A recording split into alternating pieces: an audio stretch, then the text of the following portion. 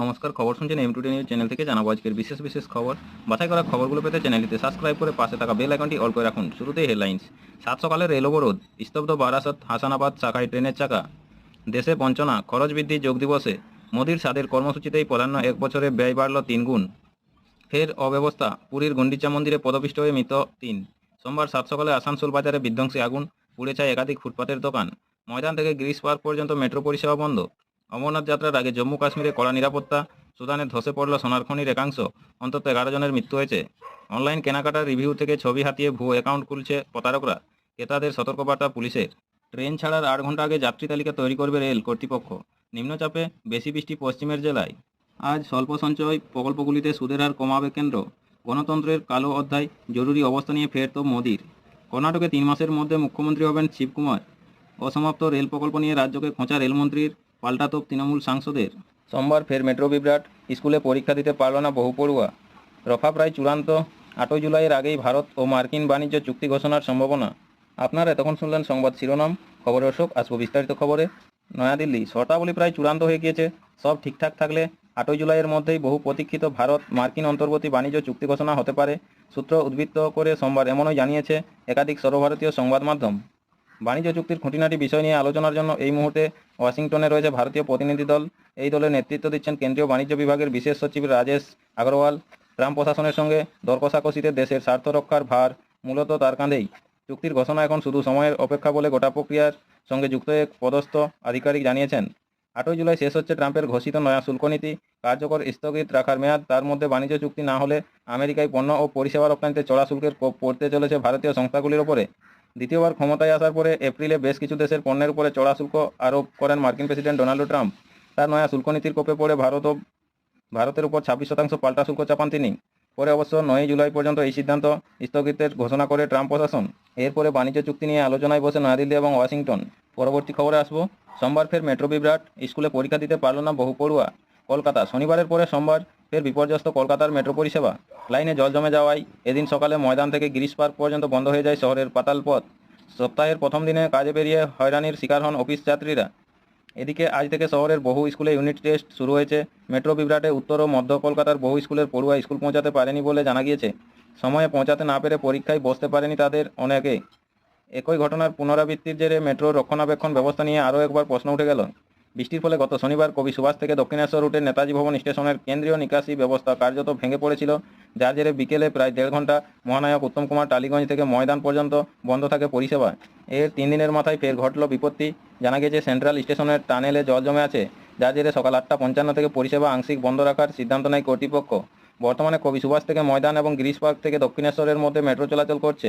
2024 সালের জুন মাসে টানা বৃষ্টির জেরে পার্ক স্ট্রিট মেট্রো স্টেশন জলে ভরে যায়। দীর্ঘ 5 ঘন্টা মেট্রো চলাচল বন্ধ থাকে।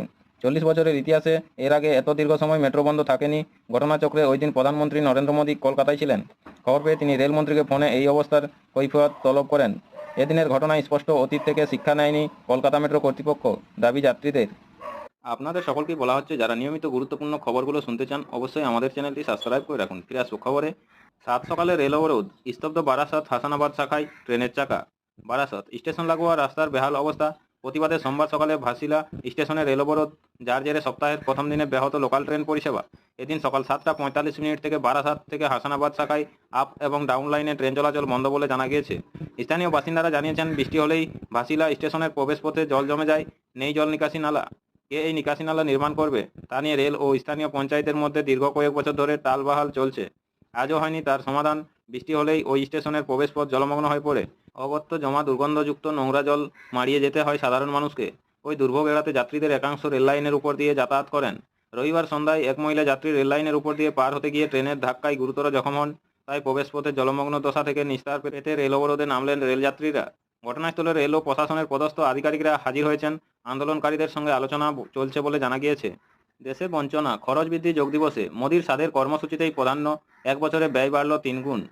নয়াদিল্লি ও কলকাতা, বর্ষার শুরুতে ফের আলোচনা শুরু হয়েছে বাংলার ঘাটাল মাস্টার প্ল্যান নিয়ে। কিন্তু কেন্দ্রীয় সরকারের একের টাকা নেই। অথচ সে কথা খাটে না প্রধানমন্ত্রী নরেন্দ্র মোদীর স্বাদের কর্মসূচিগুলির ক্ষেত্রে। কোটি কোটি টাকা উড়ে যায় মাত্র একদিনেই। এক সপ্তাহ আগে দেশ জুড়ে ঢাকঢোল পিটিয়ে পালিত হয়েছে মোদীর এমন এক নজিরবিহীন উদ্যোগ, 11তম আন্তর্জাতিক যোগ দিবস। প্রধানমন্ত্রীর উদ্যোগেই রাষ্ট্রসংঘ 21শে জুনকে আন্তর্জাতিক যোগ দিবস হিসেবে ঘোষণা করেছে বলে গর্বের শেষ নেই কেন্দ্রীয় সরকারের। তাই সেই অনুষ্ঠানের ব্যয়ও উত্তরোত্তর বেড়েছে। গত এক বছরে প্রায় 3 গুণ 43 কোটি 20 লক্ষ টাকা থেকে সোজা 120 কোটি টাকায় পৌঁছে গিয়েছে। জাঁকজমকেই খতিয়ান হবে না কেন? এবার যে 11 বছর পূর্তি, সম্প্রতি তথ্য জানার অধিকার আরটিআই আইনে করা এক প্রশ্নের উত্তরে এই তথ্য সামনে এসেছে খোদ মোদী সরকারই। গত বছরও 2024 আরটিআইতে এই অনুষ্ঠানের খরচ জানতে চেয়েছিলেন সমাজকর্মী অজয় বাসুদেব বোস। সেবার আয়ুষ মন্ত্রকের জবাব ছিল প্রস্তাবিত বাজেট 43 কোটি 20 লক্ষ টাকা। আর এবছর একই প্রশ্নের উত্তরে জানানো হয়েছে অর্থমন্ত্রকের এক্সপেন্ডিচার ডিপার্টমেন্ট 11তম আন্তর্জাতিক যোগ দিবস এবং তার এক দশক পূর্তি উপলক্ষে 10টি প্রধান অনুষ্ঠানের জন্য অনুমোদন করেছে 120 কোটি টাকা। এর আগে পরীক্ষা পে চর্চাতেও মোদী সরকারের 6 বছরে 79 কোটি টাকা খরচ সামনে এনেছিলেন অজয়বাবু। হিসেব বলছে 2015 থেকে 2019 এই 5 বছরে যোগ দিবসের পিছনে মোট 140 কোটি ব্যয় করেছে মোদী সরকার। বিষয়টি নিয়ে এমনিতে বিতর্কের শেষ নেই। এবছর এই বিশেষ দিনের প্রচারে এনডিএর প্রধান শরিক চন্দ্রবাবু নাইডুর অন্ধ্রপ্রদেশ সরকার 300 কোটি টাকা খরচ করেছে বলে অভিযোগ বিরোধীদের। 2022 সালে মাইসুর প্যালেসে যোগ দিবস পালন করেছিলেন মোদী। সেবার শুধু রাস্তাঘাটের পিছনেই কর্ণাটকের বিজেপি প্রশাসনের ব্যয় হয় 56 কোটি টাকা। এসবে কোটি কোটি ব্যয় করলেও বাংলার 1,87,000 কোটি টাকা বকেয়া মেটানোর ব্যাপারে উচ্চবাচ্য করে না কেন্দ্র। শুধু 100 দিনের কাজ প্রকল্পটি বন্ধ রেখে আটকে রয়েছে প্রায় 45,000 কোটি টাকা। আবাস থেকে সড়ক যোজনা এমনকি জল জীবন মিশন মিলিয়ে বকেয়া আরও 13,000 কোটি। এ নিয়ে তীব্র বিষোদগার করেছেন রাজ্যসভার তৃণমূল দলনেতা ডেরেক ওব্রায়েন। তার সাফ কথা, জনগণের করের টাকায় গত 11 বছর ধরে নিজের প্রচার করে চলেছেন প্রধানমন্ত্রী মোদী। অথচ বাংলার মানুষের প্রাপ্য বছরের পর বছর আটকে। এটা অনৈতিক শুধু নয়, অন্যায়ও। কংগ্রেস মুখপাত্র পবন খেরা মনে করিয়ে দিয়েছেন বিশ্ব ক্ষুধাসূচকে ভারতের 150তম স্থানে থাকার কথা। তিনি বলেন লক্ষ লক্ষ মানুষ দরিদ্রের শিকার। সেখানে সরকার জনগণের করের টাকায় প্রচার অনুষ্ঠান বিদেশ সফর করতে ব্যস্ত। বাংলার পঞ্চায়েত মন্ত্রী প্রদীপ মজুমদারও একমত, বলেন যোগ বিয়োগে মোদী সরকার কত টাকা খরচ করেছে তা থেকেও বড় বিষয় হলো বিদেশ সফরে প্রধানমন্ত্রীর ব্যয়। যেখানে প্রত্যেক দিনেই বিবিধ খাতের নামে বিপুল পরিমাণ টাকা অপচয় হয়, সেখানে বছরের পর বছর বাংলার গরিব মানুষকে বঞ্চিত করে চলেছে কেন্দ্র। এটা কেমন বর্বরতা? প্রতিদিন নিয়মিত গুরুত্বপূর্ণ খবরগুলো শোনার জন্য আমাদের চ্যানেলটি সাবস্ক্রাইব করে রাখুন। ফিরে আসবো খবরে। অনলাইন কেনাকাটার রিভিউ থেকে ছবি হাতিয়ে ভুয়ো অ্যাকাউন্ট খুলছে প্রতারকরা। ক্রেতাদের সতর্কবার্তা পুলিশের। বারাসাত। ফেসবুক, হোয়াটসঅ্যাপ কিংবা ইনস্টাগ্রাম থেকে কোনো ব্যক্তির ছবি চুরি করে সোশ্যাল মিডিয়ায় ভুয়ো অ্যাকাউন্ট খোলার কৌশল এখন অতীত। প্রতারকরা এখন হাত বাড়িয়েছে অনলাইন প্ল্যাটফর্মের রিভিউ সেকশনে। পোশাক, হার কিংবা চশমার ফ্রেম কেনার পর তারপরে কেউ কেউ রিভিউ সেকশনে মতামত সহ ছবি আপলোড করেন।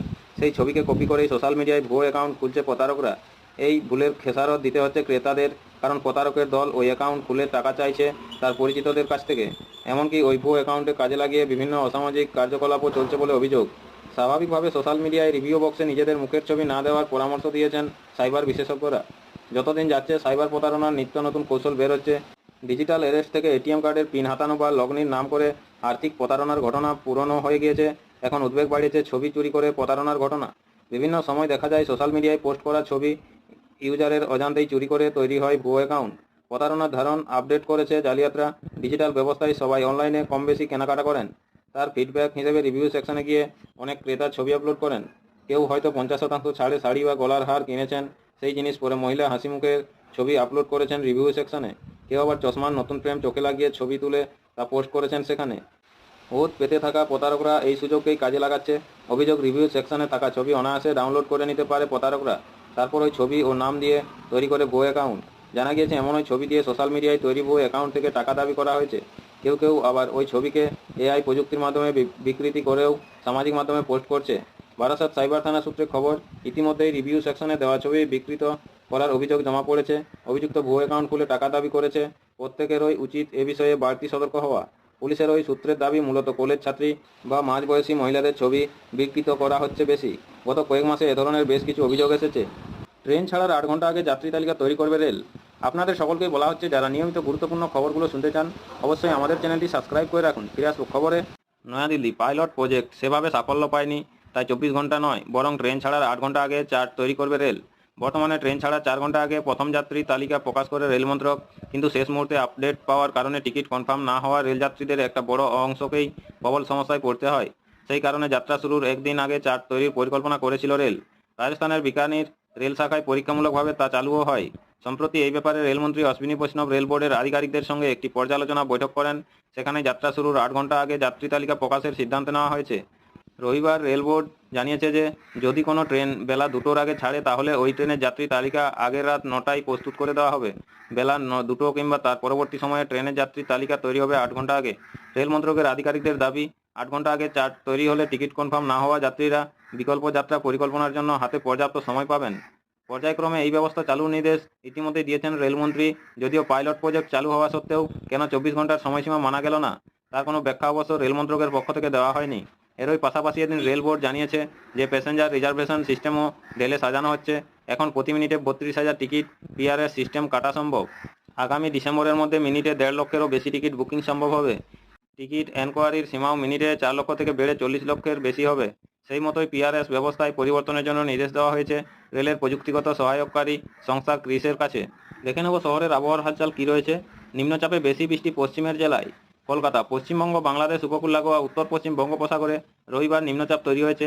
এই নিম্নচাপটি দক্ষিণবঙ্গের উপর দিয়ে গেলেও এই দফাতেও উড়িষ্যায় তুলনামূলকভাবে বেশি বৃষ্টি হবে বলে আবহাওয়াবিদরা মনে করছেন।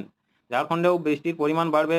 দক্ষিণবঙ্গ জুড়ে সার্বিকভাবে বৃষ্টির পরিমাণ বাড়লেও নিম্নচাপের বেশি প্রভাব পশ্চিমাঞ্চলের জেলাগুলিতে পড়বে বলে আলিপুর আবহাওয়া অফিসের অধিকর্তা হবিবুর রহমান বিশ্বাস রবিবার জানিয়েছেন। মেদিনীপুর, পুরুলিয়া, বাঁকুড়া ও ঝাড়গ্রাম জেলার কোনো কোনো জায়গায় সোমবার সকাল পর্যন্ত ভারী থেকে অতি ভারী বৃষ্টির সম্ভাবনা থাকায় কমলা সতর্কতা জারি করা হয়েছে।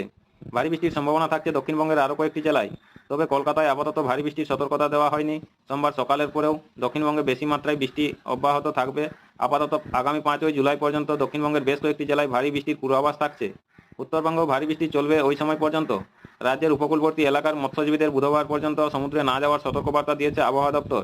কারণ জোরালো হাওয়ার সর্বোচ্চ গতিবেগ ঘন্টায় 55 কিমি পর্যন্ত হওয়ার কারণে সমুদ্র উত্তাল হওয়ার আশঙ্কা আছে। আবহাওয়া দপ্তর জানিয়েছে নিম্নচাপটি পশ্চিম থেকে উত্তর পশ্চিম অভিমুখে ধীর গতিতে অগ্রসর হবে। উত্তর উড়িষ্যা, দক্ষিণবঙ্গ হয়ে এটি ঝাড়খণ্ডের দিকে যাবে। ঝাড়খণ্ডে বেশি বৃষ্টি হলে তার প্রভাবে এ রাজ্যে বিশেষ করে দক্ষিণবঙ্গের জেলাগুলিতে পড়ে। কারণ অতিবৃষ্টিতে বিভিন্ন নদীর জলস্তর বৃদ্ধির পাশাপাশি ডিভিসির মাইথন পাঞ্চের থেকে তখন বেশি পরিমাণে জল ছাড়তে হয়। এতে বন্যা পরিস্থিতির সৃষ্টি হয়। জুন মাসের মাঝামাঝি সময়ে যে নিম্নচাপটির প্রভাবে দক্ষিণবঙ্গের কয়েকটি জেলায় বন্যা পরিস্থিতি তৈরি হয়, সেটির গতিপথ প্রায় একই রকম ছিল বলে আবহাওয়াবিদরা জানিয়েছেন। তবে ওই নিম্নচাপটির শক্তি তুলনামূলকভাবে বেশি ছিল। সেটি দক্ষিণবঙ্গের উপর দিয়ে সুস্পষ্ট নিম্নচাপ হিসেবে অগ্রসর হয়েছিল। এখন বর্ষার স্রোত সক্রিয় থাকায় নিম্নচাপটি অতটা শক্তিবৃদ্ধি করবে না বলে আশা করছেন আবহাওয়াবিদরা। এটি সাধারণ নিম্নচাপ হিসেবেই থাকবে বলে মনে করা হচ্ছে। তবে পশ্চিমাঞ্চলের জেলাগুলি ও লাগোয়া ঝাড়খণ্ডে বৃষ্টি বাড়লে বিপদের আশঙ্কা পুরোপুরি উড়িয়ে দেওয়া যায় না। কেন্দ্রীয় আবহাওয়া দপ্তর সোমবার সকাল পর্যন্ত উড়িষ্যা ও ঝাড়খণ্ডের পাশাপাশি দক্ষিণবঙ্গের কয়েকটি জেলায় ফ্লাশ ফ্লাডের সতর্কতা দিয়ে রেখেছে। নমস্কার, এখনকার আবহাওয়ার খবরটি এই পর্যন্তই। আপনাদের সকলকেই বলা হচ্ছে, যারা নিয়মিত গুরুত্বপূর্ণ সঠিক খবরগুলো শুনতে চান অবশ্যই আমাদের চ্যানেলটি সাবস্ক্রাইব করে রাখুন। সবাই ভালো থাকুন, সুস্থ থাকুন। দেখা হচ্ছে পরের আপডেট খবরটিতে। ধন্যবাদ।